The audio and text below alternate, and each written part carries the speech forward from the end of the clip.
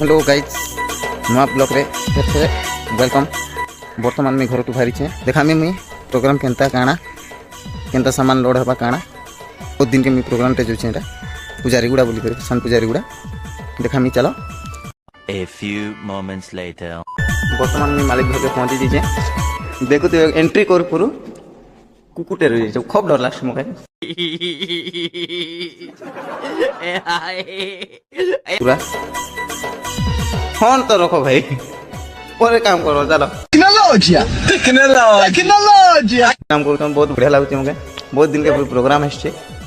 अरे मैं गाड़ी नहीं आवे गाड़ी आवा तापर सामान लोड होला परे देखामी बर्तमान गाड़ी पलि देखुवे अंधार भी हो गला ना बहुत लेट ने गाड़ी पहुँचला बर्तमान आम लोडिंग सरी जाइए पिला मैंने बर्तमान खाइबार में बस क्या तरकारी भाई चिकेन चिकेन क्या आज बहुत बढ़िया है गुरुवार पूरा दिन भी चिकेन खाइबार स्टार्ट कर दे ना पिला मैंने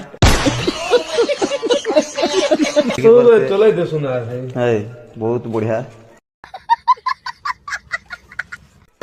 बर्तमान आम खाना खाई सारा पर आम बाहर बर्तमान देखी करें सामान लोड हो गला ना आम बर्तमान आगे गोटे गाड़ी बर्तमान बाहर वीडियो बहुत लंबा हो जाएगा गाइस तो हेटर लगे इतार पार्ट सेकंड वीडियो ने देखो।